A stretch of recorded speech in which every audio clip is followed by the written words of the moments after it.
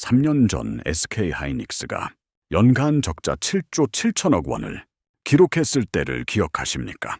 뉴스에서는 회복 불가능하다는, 구조적으로 망했다, 반도체 사이클 끝났다 말이 매일같이 쏟아졌습니다. 삼성전자도 마찬가지였습니다. 반도체 겨울이 시작됐다, 공급 과잉이다, 이제는 중국에 밀린다며 전문가와 언론이 동시에 끝났다고 단정했죠. 그때 많은 개인 투자자들이 주식을 던졌습니다. 그런데 지금 어떻습니까? 불과 몇 년 만에 반도체는 다시 한국 증시의 중심 산업이 됐고, 당시가 역사적 저점이었다는 말이 당연해졌습니다. 지금 2차 전지에서 정확히 똑같은 장면이 반복되고 있습니다. 오늘은 감정이나 희망 회로가 아니라 실제 숫자와 과거 데이터로 이 패턴이 어떻게 반복되어 왔는지, 그리고 왜 다음 차례가 2차 전지인지 보여드리겠습니다. 지금 시장을 한번 냉정하게 보겠습니다. 반도체는 다시 올라왔고, AI 관련주는 사상 최고가를 찍고 있고, 조선 방산원전도 몇 달 사이 두 자릿수 상승률을 기록했습니다. 코스피 안에서도 돈이 몰리는 섹터는 분명히 존재합니다. 그런데 2차 전지만 다릅니다. 대부분의 2차 전지 관련 종목들은 고점 대비 40%에서 많게는 70% 가까이 빠진 상태이고, 거래 대금도 눈에 띄게 줄어들었습니다.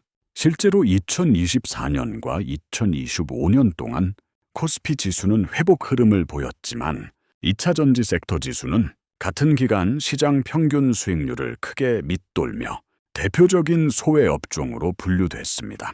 전기차 판매 성장률이 둔화됐다는 뉴스, 배터리 공급 과잉이라는 리포트, 중국 업체들이 물량 공세를 펼친다는 기사들이 거의 매주 반복됩니다. 글로벌 전기차 판매는 여전히 증가하고 있지만 성장률은 2021년과 2022년에 비해 확연히 낮아졌고, 이 수치 하나만 놓고 언론은 전기차 수조 정책, 배터리 산업 구조적 침체라는 단어를 붙이기 시작했습니다. 그 결과 지금 시장에서 2차 전지는 가장 재미없는 섹터, 가장 희망이 없어 보이는 산업, 가장 오래 들고 있으면 바보 되는 종목군처럼 취급받고 있습니다. 실제로 개인 투자자들의 매매 데이터를 보면 2차 전지 업종에서는 손절 매도가 집중적으로 발생했고, 장기 보유 비중은 과거보다 크게 낮아졌습니다. 많은 분들이 속으로 이렇게 생각합니다. 나만 잘못된 섹터에 들어온 것 아니냐. 차라리 반도체나 AI로 갈아탈 걸 그랬나.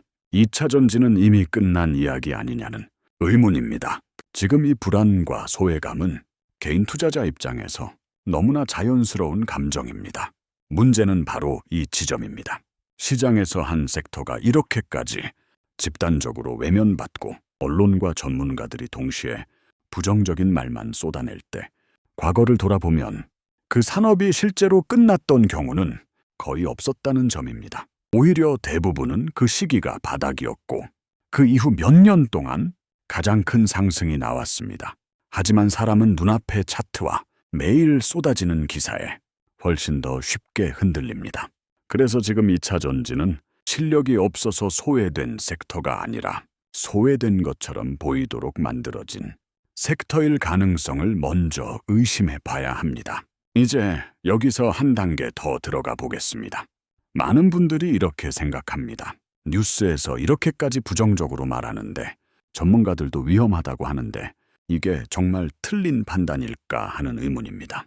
그런데 자본주의 시장에서 가장 먼저 이해해야 할 사실이 하나 있습니다. 뉴스는 중립적인 정보가 아니라 목적과 방향성을 가진 가공된 상품이라는 점입니다.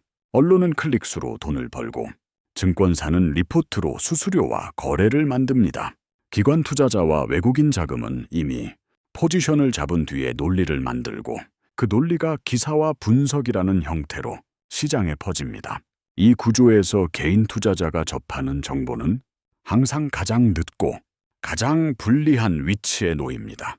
진짜 중요한 정보, 예를 들면 대기업 간의 장기 공급 계약, 국가 단위의 산업 전략, 대형 연기금과 글로벌 펀드의 자금 이동 방향, 배터리 공장 증설 일정과 수율 변화 같은 것들은 뉴스에 나오기 전에 이미 내부에서 공유되고 결정됩니다.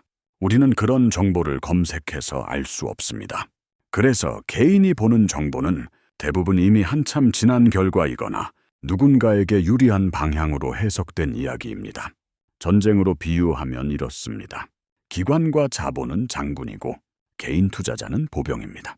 뉴스와 리포트는 전쟁터에 뿌려지는 지도인데 그 지도는 진짜 길이 아니라 적이 일부러 흘린 거짓 첩보일 가능성이 훨씬 큽니다. 보병들이 그 지도를 믿고 이동하면 어느 순간 지뢰밭 한가운데로 들어가게 됩니다. 시장에서도 똑같습니다. 개인들은 정보를 찾아본다고 생각하지만 실제로는 이동당하고 있는 경우가 더 많습니다. 특히 지금 2차 전지처럼 모두가 외면하는 섹터에서 부정적인 기사만 쏟아질 때는 더 그렇습니다. 전기차 판매 둔화라는 단일 지표, 배터리 공급 과잉이라는 단기 수치, 중국 업체의 가격 경쟁 같은 소재만 반복적으로 강조되면서 산업 전체가 끝난 것처럼 인식되도록 프레임이 만들어집니다. 하지만 그 기사 어디에도 전력망 투자 규모, ESS 설치 증가 속도, 각국 정부의 배터리 전략 산업 지정, 10년 단위의 인프라 투자 계획 같은 이야기는 거의 등장하지 않습니다. 왜냐하면 그런 이야기는 공포를 만들지 못하고 지금 포지션을 가진 쪽에 불리하기 때문입니다. 결국 지금 2차 전지가 유난히 더 나빠 보이는 이유는 산업이 실제로 더 망가졌기 때문이 아니라 그렇게 보이도록 가공된 정보가 반복적으로 공급되고 있기 때문입니다. 그리고 이 구조는 과거 반도체, 조선, 철강, 금융주가 바닥을 찍기 직전에도 항상 똑같이 나타났던 장면이었습니다. 그럼 이제 진짜 중요한 질문을 해보겠습니다. 2차 전지는 정말 망할 수 있는 산업일까요? 아니면 잠시 흔들릴 수는 있어도 구조적으로 사라질 수 없는 산업일까요? 이 질문에 답하려면 2차 전지를 전기차 부품이 아니라 전력 인프라로 봐야 합니다. 국제에너지기구 IEA는 전기차 배터리 수요가 현재 연간 약 1테라와트시 수준에서 2030년에는 3테라와트시 이상으로 3배 이상 증가할 것으로 전망하고 있습니다. 동시에 글로벌 전체 배터리 시장 규모는 2024년 약 1,300억 달러 수준에서 2030년에는 3천억 달러를 넘는 산업으로 커질 것으로 예측되고 있습니다. 여기에는 전기차뿐 아니라 에너지 저장 장치, 즉 ESS 수요가 포함되어 있습니다. ESS 시장은 이미 몇 년 사이 설치 용량이 약 5배 이상 증가했고 앞으로도 연평균 15%에서 많게는 25%씩 성장할 것으로 전망됩니다. 이 수치는 소비자의 산업에서는 거의 나오지 않는 숫자입니다. 이유는 간단합니다. ESS는 선택이 아니라 필수이기 때문입니다. 태양광과 풍력 같은 재생에너지는 발전량이 들쭉날쭉하고 전력은 남는다고 버릴 수도 없고 부족하다고 갑자기 만들 수도 없습니다. 그래서 전 세계 전력망은 반드시 전기를 저장할 장치가 필요하고 그 역할을 하는 것이 배터리입니다. 여기에 AI 데이터 센터가 더해집니다. IEA는 전 세계 데이터 센터와 AI 서버가 사용하는 전력이 2030년까지 지금의 2배 이상으로 증가할 것으로 보고 있습니다. 전기를 더 많이 쓰는 구조로 산업이 바뀌고 있다는 뜻이고 전기를 저장하고 안정적으로 공급하는 배터리와 ESS 없이는 이 시스템 자체가 돌아갈 수 없습니다. 그래서 미국은 인플레이션 감축법 IRA를 통해 배터리를 국가 전략 산업으로 지정하고 미국에서 생산된 배터리에 대해 킬로와트 시당 보조금을 지급하고 있습니다. 유럽연합은 2030년까지 전력망과 에너지 인프라에만 약 6천억 유로 이상을 투자하겠다고 공식 발표했습니다. 중국 역시 14차 다섯 개년 계획에서 에너지 저장 산업을 국가 핵심 산업으로 지정하고 대규모 내수 설치 목표를 세워두었습니다. 이 세 나라가 동시에 밀고 있는 산업이 바로 배터리입니다. 중요한 점은 이런 인프라 것입니다. 투자는 되돌릴 수 없다는 배터리 공장 하나 짓는 데만 수조 원이 들어가고 ESS 설비는 최소 10년 전제로 깔립니다. 이상 사용하는 것을 충전 규격, 배터리 규격, 안전 기준, 관리 소프트웨어까지 이미 전 세계적으로 표준이 고정돼 있습니다. 다른 기술로 바꾸려면 기존 설비를 전부 폐기하고 다시 깔아야 합니다. 현실적으로 불가능합니다. 이것이 인프라 락인 구조입니다. 전기와 수도, 통신처럼 한번 깔리면 망하고 싶어도 망할 수 없는 산업이 되는 것입니다. 그래서 전기차가 잠시 덜 팔릴 수는 있어도 배터리 산업 전체가 무너지는 시나리오는 구조적으로 성립하지 않습니다. 오히려 전기차 성장 속도가 잠시 둔화될수록 ESS와 전력망 투자 비중은 더 커지고 배터리 수요의 축은 자동차에서 에너지 인프라로 이동하게 됩니다. 실제로 배터리 핵심 원자재인 리튬도 이런 구조를 반영하고 있습니다. 2026년에는 ESS용 리튬 수요만 전년 대비 50% 이상 나와 있고 증가할 것이라는 전망이 중국의 정책 변화 하나만으로도 리튬 가격이 급등락할 정도로 시장은 이미 장기 수요를 가격에 반영하고 있습니다. 여기서 핵심 인사이트가 나옵니다. 2차 전지는 테마주가 아니라 인프라 산업이라는 점입니다. 테마주는 유행이 끝나면 사라지지만 인프라는 깔리는 순간 끝이 아니라 시작입니다. 두 번째 인사이트는 이렇습니다. 단기 실적이 흔들릴수록 장기 자본은 더 싸게 열린다는 점입니다. 모을 수 있는 구간이 기관과 외국인 투자자들이 2차 전지를 바라보는 관점이 바로 이것입니다. 그들은 이번 분기 실적이 아니라 향후 10년간 전력망과 에너지 구조가 어떻게 바뀌는지를 보고 투자합니다. 반면 개인 투자자들은 오늘 뉴스, 이번 달 주가 최근 차트에 더 크게 흔들립니다.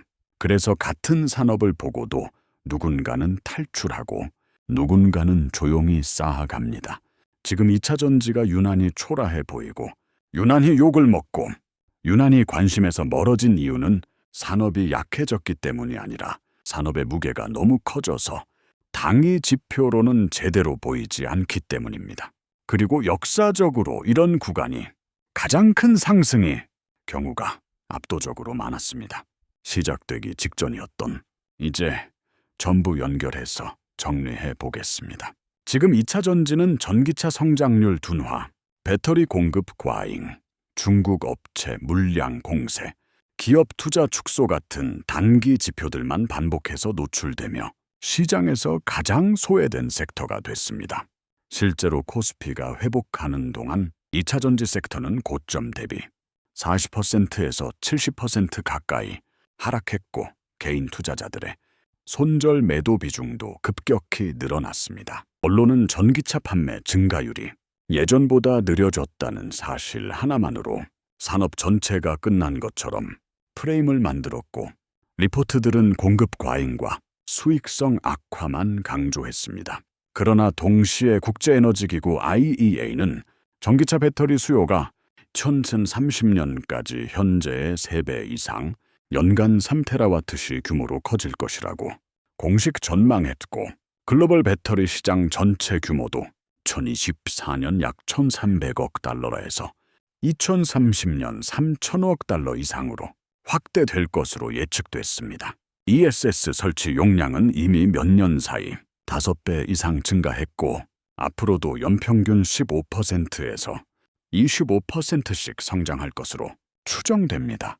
여기에 AI 데이터 센터 전력 사용량이 2030년까지 2배 이상 증가할 것이라는 IEA 분석, 미국의 IRA 배터리 보조금 정책, 유럽연합의 6천억 유로 전력망 투자 계획, 중국의 에너지 저장 산업 국가 전략 지정까지 모두 하나의 방향을 가리킵니다.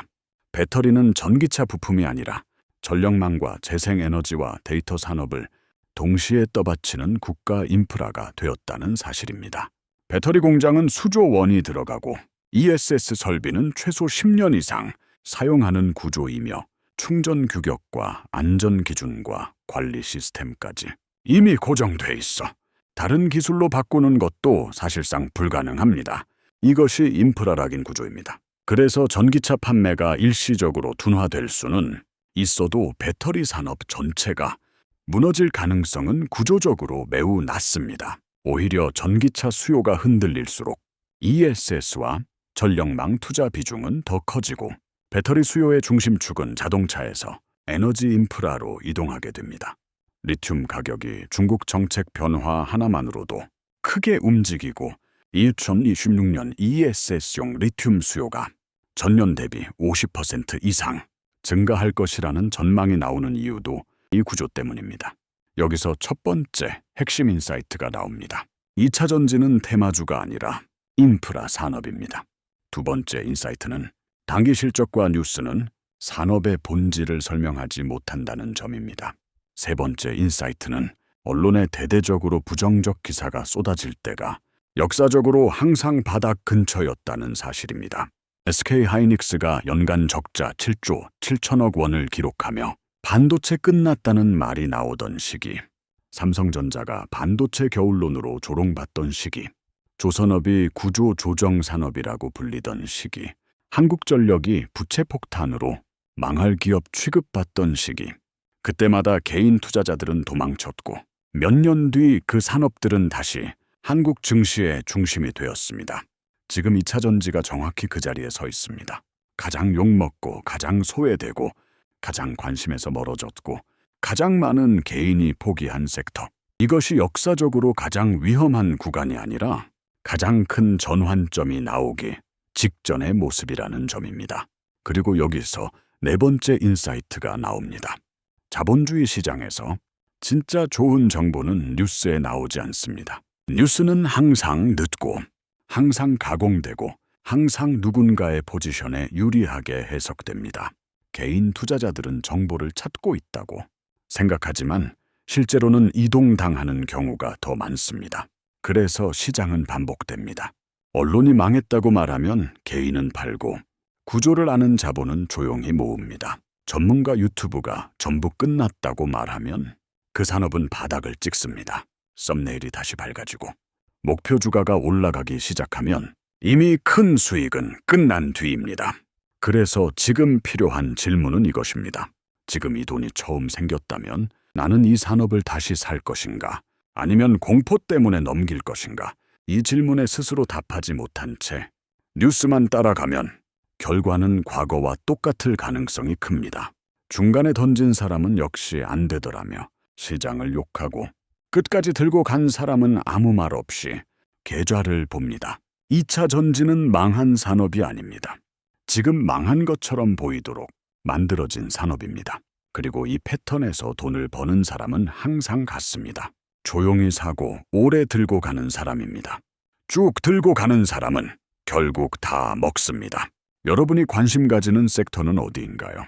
댓글로 공유해 주시면 큰 도움이 됩니다. 돈 버는 경제학 동영이었습니다. 감사합니다.